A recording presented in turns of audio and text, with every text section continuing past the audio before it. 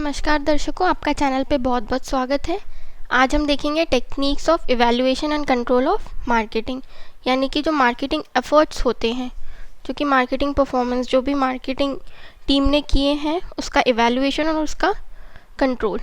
तो learning task है आज का हमारा कि हम सबसे पहले ये देखेंगे कि मैनेजरल टास्क क्या करते हैं ये लोग, फिर प्लानिंग प्रॉब्लम को डायग्नोस करेंगे, उसके बाद फिर मार्केटिंग परफॉर्मेंस को इवैल्यूएट करेंगे और सबसे लास्ट उसकी कंट्रोल टेक्निक्स देखेंगे। तो चलिए शुरू करते हैं।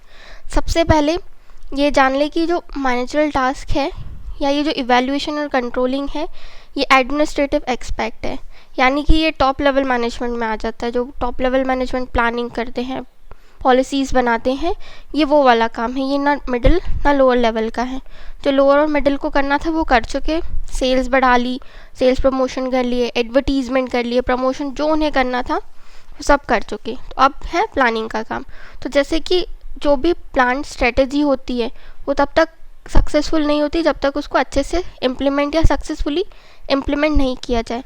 कोई भी ऑर्गेनाइजेशन हो, अगर जब तक उसकी प्लानिंग प्रोसेस या स्ट्रेटजीज अच्छे से इम्प्लीमेंट नहीं होगी वो फेल ही रहेगी, कितनी भी कोई भी मेहनत कर ले। लेकिन जब तक जो प्लानिंग की गई है वो अच्छे से इम्प्लीमेंट ना हो तो कोई भी रिजल्ट्स नहीं मिलेंगे। जैसे कि एग्ज़ाम्स टाइम में अपन जर्नली स्टूडेंट्स टाइम टेबल बनाते हैं कि इस ड्यूरेशन में ये सब्जेक्ट पढ़ेंगे, फिर ऐसे एग्ज़ाम्स के टाइम पढ़ेंगे। क्या होता है, हमें रिज़ल्ट के टाइम पता चल जाता है कि प्लानिंग सक्सेसफुल हुई या अनसक्सेसफुल हुई। तो वैसे ही जो मैनेजरल टास्क हैं उनमें बेसिकली ये दो चीज़ें सबसे इम्पॉर्टेंट होती हैं। एक साइड होता है प्लानिंग स्ट्रेटजी और दूसरी तरफ होती है परफॉर्मेंस मेजरमेंट और कंट्रोल। तो सबसे पहले अब देख लेते हैं कि मार्केटिंग स्ट्रेटजी और इम्प्लीमेंटेशन की जो प्रॉब्लम है उसको कैसे डायग्नोस करते हैं ये जो टॉप लेवल मैनेजमेंट है। यहाँ पे आपको left hand side marketing implementation दिख रहा है और नीचे एक्स की तरफ स्ट्रेटजी दिख रही है आपको।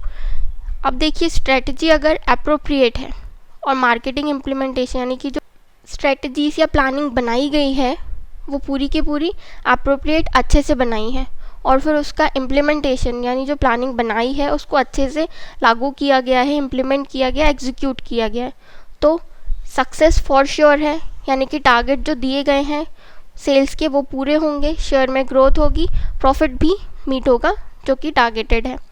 वहीं अगर स्ट्रेटजी इनअप्रोप्रिएट है लेकिन इम्प्लीमेंटेशन अच्छे से की है तो ये रेस्क्यू और र्यून वाली कंडीशन होगी, यानी उसको बचना है, गुड एग्जीक्यूशन करना है अच्छे से। या तो ये सक्सेस की तरफ जाएगी अगर अच्छे से स्ट्रेटजी और बना ली, या तो फिर पूरी तरह से र्यून हो जाएगी, फेलियर की तरफ जाएगी। अब नेक्स्ट मैट्रिक्स देख लेते हैं जिसमें स्ट्रेटजी जो है वो पुअर है और मार्केटिंग इम्प्लीमेंटेशन अप्रोप्रिएट है। तो इसमें क्या हुआ, ये ट्रबल वाली सिचुएशन है जो कि फेलियर को लीड करेगी। और वहीं अगर लास्ट देखें तो यहाँ पे स्ट्रेटजी भी इनअप्रोप्रिएट है और मार्केटिंग इम्प्लीमेंटेशन भी पुअर है, तो जो कि दिख ही रहा है कि फेलियर है, जिसको डायग्नोस करना बहुत हार्ड है और फिर इसको सक्सेस की तरफ मीट करना इम्पॉसिबल है। नेक्स्ट, अब जो हमें इम्पॉर्टेंट चीज़ पढ़नी है वो है कि मार्केटिंग एफर्ट्स को कैसे इवैल्यूएट करें, यानी कि कैसे पता चलेगा कि जो मार्केटिंग एफर्ट्स यानी कि जो परफॉर्मेंस मार्केटर्स ने की है या पूरा जो मार्केटिंग टीम है उनने जो भी काम किया है प्रोडक्ट के डिस्ट्रीब्यूशन से लेके उसके पूरा सेल्स तक का, तो वो कैसे इवैल्यूएट करें, उसको कैसे आकलन करें उसका या विश्लेषण करें। और दूसरा है कंट्रोल ऑफ मार्केटिंग एफर्ट्स, कैसे उनको कंट्रोल करें, जो जो मेजर्स या वेरिएंस हुए हैं उनको डिटेक्ट करें और फिर उसको कैसे कंट्रोल करें। तो सबसे पहला है इवैल्यूएशन ऑफ मार्केटिंग एफर्ट। इसमें दिख रहे होंगे 7 पॉइंटर्स, यानी 7 ऐसी परफॉर्मेंसेज हैं जिनको ये एवेल्यूएट करते हैं। इसमें से जो नीचे की 5 हैं ये मोस्टली ट्रेडिशनल हैं, मतलब पुरानी ही ऐसे इनका एवेल्यूएशन होता है। ये जो ऊपर की नई चीज़ है ये नई आई हैं, जैसे कस्टमर सेटिस्फेक्शन हुआ और customers perception of the firm and it's competitor brands. तो अब आजकल एक नई थ्योरी आ गई है कि कस्टमर इज़ द किंग, यानी जो उपभोक्ता है वही राजा है, तो उसके हिसाब से जो उसको अच्छा लगे वैसा करना है। तो इसीलिए यहाँ पे कस्टमर सेटिस्फेक्शन सबसे इम्पॉर्टेंट और फर्स्ट पॉइंट है कि आप उसको इवैल्यूएट करो। अगर कस्टमर सेटिस्फेक्शन हाई है तो मतलब मार्केटिंग एफर्ट्स जो किए गए हैं वो एकदम सही हैं, टारगेटेड हैं, तो यानी किसकी तरफ अप्रोच कर रहा है, ये सक्सेस की तरफ। यहाँ पे स्ट्रैटेजी भी अप्रोप्रिएट है और इम्प्लीमेंटेशन भी अच्छे से हुआ है, इसीलिए क्या है, ये सक्सेस को शो कर रहा है। वहीं सेकंड पॉइंट भी यही है कि कस्टमर कैसे परसीव कर रहा है, उसके दिमाग में क्या है फॉर्म के लिए या जो अदर कॉम्पिटिटिव ब्रांड्स हैं उनके लिए, वो क्या सोचता है एक प्रोडक्ट के बारे में, ये भी इम्पॉर्टेंट चीज़ है। अगर वो उसका परसीवनेंस अच्छा है, वो अच्छी भावना से सोच रहा है कि ये प्रोडक्ट अच्छा है उसके लिए, तो अच्छी बात है। लेकिन अगर उसे लग रहा है कि ये प्रोडक्ट उसकी हेल्थ को डैमेज करेगा तो उसका परसीवरेंस यहाँ पे नेगेटिव शो हो रहा है। तो ये चीज़ मार्केटिंग एफर्ट्स एवेलुएट करती हैं।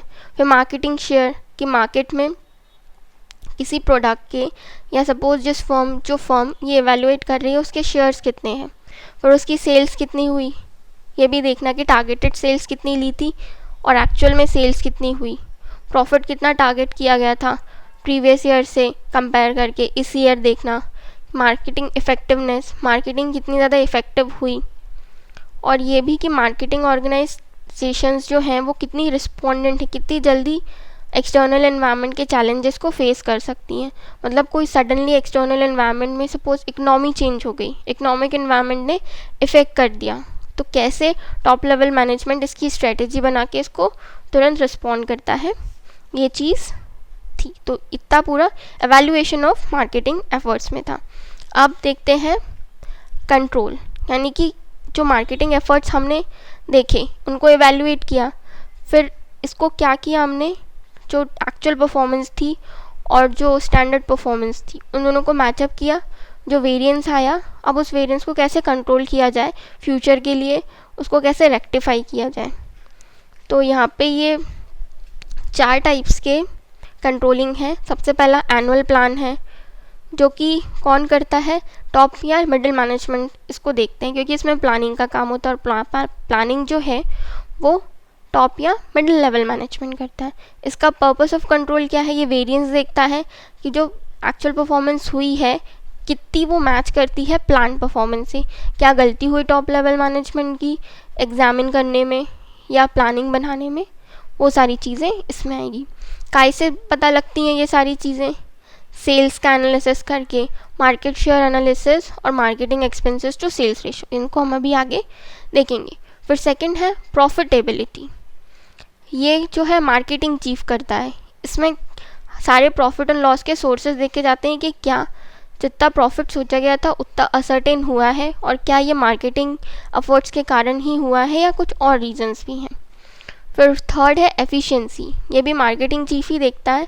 ये देखता है कि जो उनकी मार्केटिंग टीम है कितनी एफिशिएंट है, कितनी अच्छे से परफॉर्मेंस दे रही है और क्या इसका इम्पैक्ट उनके मार्केटिंग एक्सपेंडिचर पे पड़ रहा है या नहीं पड़ रहा है। मतलब कि क्या उन्हें ज़्यादा ट्रेनिंग देने की ज़रूरत है अपने जो भी फोर्सेस लगाए हैं मार्केटर्स को उनको, तो ये कैसे डील करता है या कैसे कंट्रोल करता है, सेल्स फोर्स एडवर्टीजमेंट देख के, सेल्स प्रमोशन या डिस्ट्रीब्यूशन देख के। फिर लास्ट टाइप ऑफ कंट्रोल है स्ट्रैटेजिक कंट्रोल, ये टॉप मैनेजमेंट करता है क्योंकि इसमें स्ट्रैटेजी इन्वॉल्व होती है और ये पूरा ओवरऑल एग्जामिन करती है कि कंपनी के मार्केट गोल्स क्या थे, प्रोडक्ट और चैनल ऑब्जेक्टिव्स क्या थे, कैसे उनको फुलफ़िल किया। तो इसमें भी 2 ही चीज़ें आती हैं, एक रिलेशनशिप बैरोमीटर आता है और एक मार्केटिंग ऑडिट आता है। तो अब इनको थोड़ा जान लेते हैं। सबसे पहला है एनुअल प्लान। एनुअल प्लान में 3 चीज़ें आती हैं, sales analysis, market sales analysis और एक है marketing expenses to sales analysis. तो सेल्स एनालिसिस क्या करता है, ये एक्चुअल सेल्स को टारगेटेड सेल्स से कंपेयर करता है कि टारगेटेड सेल्स कितनी रखी गई थी मार्केटर्स ने, जो भी मार्केटिंग मैनेजर्स हैं टीम के या टॉप लेवल मैनेजमेंट हैं उन्होंने कितनी सेल्स डिसाइड करी थी और एक्चुअल में कितनी गेन हुई है या कितनी अचीव हुई है उसका मेजरमेंट करना। फॉर एग्ज़ाम्पल अगर 100 यूनिट्स जो थी कि हमें इस क्वार्टर में 100 यूनिट्स की सेल करनी है, इस रीजन से करनी है, जबकि हुई कितनी 80 यूनिट्स की सोल्ड हुई, तो इससे क्या हुआ 20% का वेरिएशन हो गया। तो अब ये जो यहाँ पे जो टॉप लेवल मैनेजमेंट है वो ये एनालिसिस करेगा कि ये 20% का वेरिएशन क्यों हुआ, कैसे हुआ, किस कारण से हुआ, क्या कंपटीशन के कारण हुआ, या कस्टमर का बाइंग बिहेवियर चेंज हो गया है, या क्या डिफरेंट टेरिटरीज का इसमें कुछ इम्पैक्ट है। ये सारा एनालिसिस सेल्स एनालिसिस में होता है। फिर सेकंड है मार्केट सेल्स एनालिसिस।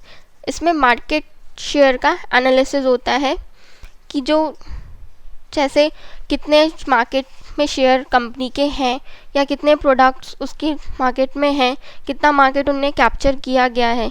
कई बार ऐसा होता है कि कंपनी की सेल्स एक्सटर्नल फैक्टर से इम्प्रूव होती है, जैसे कि कोई कॉम्पिटिटर है, उसने अपनी यूनिट शट डाउन कर दी है, या इकनॉमी में एकदम से बूम आ गया है, इसके कारण सेल्स इंक्रीज़ हुई है, इन्फ्लेशन के कारण इंक्रीज़ हुई है, या जो भी हो एक्सटर्नल क्या फोर्सेस हैं जो मार्केट शेयर को इम्पैक्ट करते हैं, ये पूरा एनालिसिस इसमें होता है।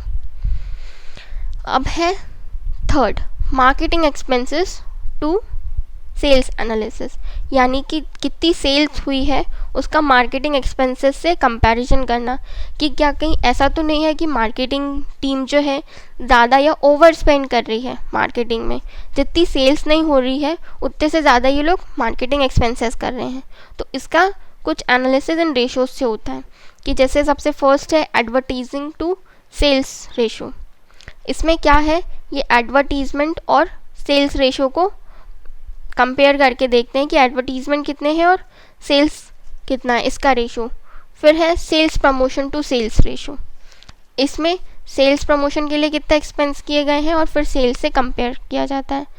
थर्ड भी यही है sales force cost. Sales force वो होती है जो सेलिंग में लगाई जाती है, जितने भी पर्सनल या ह्यूमन पावर लगाई गई है सेल्स में, चाहे वो सेल्स मैनेजर हो, सेल्स एग्जीक्यूटिव हो, सेल्समैन हो, पूरा टॉप से लोअर लेवल में जो लोग लगाए गए हैं वो होते हैं सेल्स फोर्स। तो उन पे कितनी कॉस्ट की गई, इनकर्ड की गई है और कितनी सेल्स हुई है। फिर फोर्थ है distribution cost to sales ratio, यानी कि डिस्ट्रीब्यूशन चैनल पे कितना एक्सपेंड किया गया है उसकी कॉस्ट सेल्स से कंपेयर करते हैं। फिर लास्ट है sales administration to sales ratio, यानी अब एडमिनिस्ट्रेशन पे कितना खर्च किया गया उसको मैनेज करने का काम, जो भी सेल्स की स्ट्रेटजीज बनाने का उसका एक्सपेंस और सेल्स का एक्सपेंस। तो ये था एनुअल प्लान कंट्रोल। नेक्स्ट आ जाते हैं प्रॉफिटेबिलिटी कंट्रोल। इसमें भी 3 चीज़ें हैं, आइडेंटिफाई करते हैं फंक्शनल एक्सपेंसेस को, फिर फंक्शनल एक्सपेंसेस को मार्केटिंग एंटिटीज से असाइन करते हैं। हर रीजन टेरिटरी की मार्केटिंग अलग अलग होती है, फिर इन मार्केटिंग एंटिटीज़ का प्रॉफिट एंड लॉस स्टेटमेंट बनाते हैं सेपरेटली।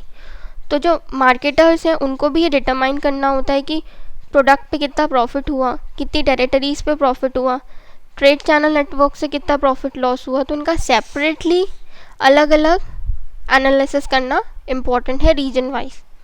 जैसे सबसे फर्स्ट है identifying the functional expenses. Functional expenses ये हो गए जो प्रोडक्ट की सेलिंग में होते हैं अलग अलग टेरिटरीज़ में या चैनल्स में। ये ऐसे हो सकते हैं सैलरीज हुआ, ऑफिस रेंट हुआ, वेयर हाउसिंग कॉस्ट हुई, टैक्सेस, इंश्योरेंस, ट्रांसपोर्टेशन एक्सेट्रा। जो भी एक पर्टिकुलर रीजन हुआ या टेरिटरी हुई वहाँ पे एक्सपेंड हुआ, ये कैलकुलेट करते हैं। इसको ऐसे कैलकुलेट किया जाता है जैसे कि यहाँ पे ये एक सपोज रीजन है किसी फॉर्म का, ईस्ट साइड में एक रीजन है, वहाँ की सेल हुई इनकी और उसमें से उनने cost of goods sold less कर दिए जो भी उनकी बनाने की लागत थी, तो ये ग्रॉस कंट्रीब्यूशन आ गया। अब इसमें से उन्होंने रीजन में कितना एक्सपेंस किया, सैलरीज पे, रेंट पे, ट्रैवल पे, एडवर्टीजमेंट पे, ये सारे एक्सपेंसेस लेस किए, तो इनको टोटल ये पता चला कि नेट प्रॉफिट उनको पर्टिकुलर अपने ईस्ट रीजन से कितना मिला है। तो सबसे पहले ये पॉइंट हो गया क्लियर कि फंक्शनल एक्सपेंसेस आइडेंटिफाई कर लिए और पता चल गया कि प्रॉफिट एक्चुअल में कितना हुआ। अगर यहाँ लॉस भी शो होता तो भी वो देखते कि क्या चीज़ें कंट्रोल में करनी चाहिए, क्या फैक्टर्स थे जिनसे लॉस हुआ। नेक्स्ट है assigning the functional expenses to marketing entities. अब यहाँ पे डिटेल इन्फो आती है एक्सपेंसेस की जो कि मार्केटिंग और नॉन मार्केटिंग एंटिटीज़ पे हुए। अब यहाँ पे तो हम कंट्रोलिंग मेजर्स किसके कर रहे हैं, मार्केटिंग एफर्ट्स की।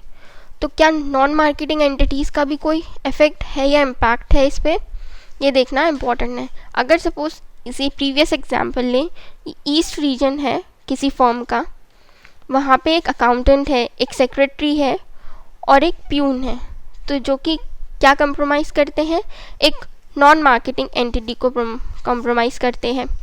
तो ये जो इनकी सैलरी हुई ये कितनी, ये 30% अराउंड जा रही है अदर एक्सपेंसेस को अगर कंसीडर करें तो। और अगर ग्रॉस कंट्रीब्यूशन इस रीजन से 50,000 का आ रहा है, तो ये आपके सामने कुछ फिगर्स दिख रहे हैं, अगर इनको कैलकुलेट करें तो 29% नॉन सेलिंग एक्सपेंसेस हैं और जबकि 44% एक्सपेंसेस सेलिंग के हैं। तो इससे ये समझ में आ रहा है कि कितना बड़ा रेशो जो है वो नॉन सेलिंग पे खर्च किया जा रहा है, क्या ज़रूरी है वो खर्च करना। नेक्स्ट आ जाते हैं प्रॉफिट एंड लॉस स्टेटमेंट, जो कि हर एंटिटी की अलग अलग बनती है। ये दो चीज़ों पे फोकस करती है कि क्या लॉस मेकिंग टेरिटरीज, कौन कौन सी लॉस मेकिंग टेरिटरीज हैं या प्रोडक्ट हैं या सेगमेंट या चैनल ऑफ डिस्ट्रीब्यूशन है जो लॉस शो कर रहे हैं, या प्रॉफिट शो कर रहे हैं तो कितना प्रॉफिट शो कर रहे हैं, और क्या जो नॉन मार्केटिंग एक्सपेंसेस हो रहे हैं उसका प्रॉफिट पे कितना कंट्रीब्यूशन है या कितना वो इम्पैक्ट या असर डाल रहा है प्रॉफिट अर्निंग कैपेसिटी में फर्म की। तो यहाँ पे आपको ज़्यादा फिगर्स में डिटेल में जाने की ज़रूरत नहीं है, बस इसमें ये देख लीजिए कि क्या क्या एक्सपेंसेस हो रहे हैं और कितना ग्रॉस प्रॉफिट कंट्रीब्यूशन आ रहा है। नेक्स्ट देखते हैं अब एफिशिएंसी कंट्रोल। एफिशिएंसी कंट्रोल ये हेल्प करता है मार्केटर्स को ये डिटरमाइन करने में कि वो कैसे परफॉर्मेंस को और अच्छे से बना सकें। ये एफिशिएंसी जो भी सेल्स फोर्स की एफिशिएंसी है उसको देखता है। तो इसमें 3 चीज़ें इंपॉर्टेंट हैं जिनका एनालिसिस होता है: sales force efficiency indicator, advertising efficiency indicator, distribution efficiency indicator. सबसे पहली है सेल्स फोर्स एफिशिएंसी इंडिकेटर। तो ये सारे इंडिकेटर्स में कंपेयर करते हैं या देखते हैं कि average number of sales calls कितने किए गए, हर सेल्स पर्सन ने पर डे या एक दिन में कितने कॉल्स किए, कितना टाइम उसने किन कस्टमर्स पे स्पेंड किया, कितना ट्रैवल में किया, कितने उसने नए कस्टमर्स ऐड किए, कितने उसने लूज़ किए। इन सब से भी पता चलता है कि एक सेल्स पर्सन या एक मार्केटर कितना एफिशिएंट है और कितनी एफिशिएंसी से वो सेल कर रहा है। नेक्स्ट है एडवर्टाइजिंग एफिशिएंसी इंडिकेटर। इसमें एडवर्टाइजिंग कॉस्ट देखते हैं कि टारगेट अचीव करने के लिए कितनी एडवर्टाइजिंग कॉस्ट लगी, पर इंक्वायरी कितनी कॉस्ट लगी, या जो नंबर ऑफ़ इंक्वायरीज जनरेट हुई हैं वो कितनी हुई हैं सिर्फ एडवर्टीज़मेंट्स को देख के। तो इसमें बेसिकली सिर्फ एडवर्टाइजिंग एफिशिएंसीज देखते हैं। Next is distribution efficiency indicator. ये डिस्ट्रीब्यूशन चैनल को देखता है कि डिस्ट्रीब्यूशन चैनल जो है वो कितना एफिशिएंट है कस्टमर्स को सर्व करने में, चैनल की कॉस्ट कितनी आ रही है पर चैनल, या कितनी कॉस्ट उसने इनकर करी है पर्टिकुलर चैनल में, कितनी लूज़ करी है, सेल्स कितनी हुई है हर चैनल में अगर दूसरे ब्रांड से कंपेयर करें तो। ये सारा डिस्ट्रीब्यूशन एफिशिएंसी इंडिकेटर में आता है। और लास्ट है स्ट्रेटेजिक कंट्रोल। स्ट्रेटेजिक कंट्रोल जो कि टॉप लेवल मैनेजमेंट करता है, ये एक सामंजस्य कोप अप करने की कोशिश करता है marketing of firm and external environment के बीच में, एक बैलेंस बनाने की कोशिश करता है, या कहें तो इंटीग्रेट करने की कोशिश करता है इन दोनों को, जो फर्म की मार्केटिंग एक्टिविटीज़ है उनको और एक्सटर्नल एनवायरनमेंट को। ये उन चीज़ों को हल करता है या सॉल्व करने की कोशिश करता है क्योंकि पुरानी हो चुकी हैं, अब किसी काम की नहीं रही। जैसे कोई स्ट्रेटजीज़ हैं जो कि पुरानी हो गई हैं, जिनको रिवाइवल चाहिए, तो टॉप लेवल मैनेजमेंट उनकी एफिशिएंसी देखता है और फिर उनको रिवाइवल तक लेके आता है। कोई पॉलिसीज़ हुई, प्रोग्राम हुई या कोई भी सिस्टम हुआ जो कि ऑब्सोलेंट हो चुके हैं। तो इसमें बेसिकली 2 टूल्स हैं जिनको कंट्रोलिंग फंक्शन के लिए यूज़ किया जाता है। सबसे पहला है कस्टमर रिलेशन बैरोमीटर और सेकंड है मार्केटिंग ऑडिट।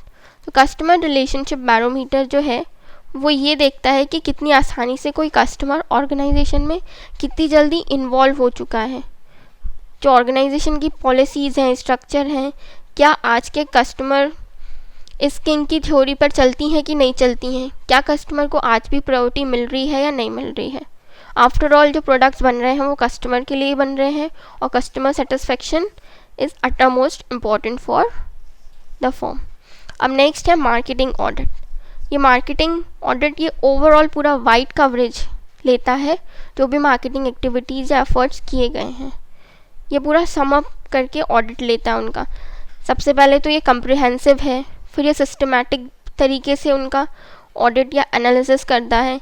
ये इंडिपेंडेंट अथॉरिटी है, ये पीरियोडिकली एग्जामिन करती है हर बिजनेस यूनिट्स को, इसके ऑब्जेक्टिव, स्ट्रेटजीज, ये सब चीज़ें व्यू करती है।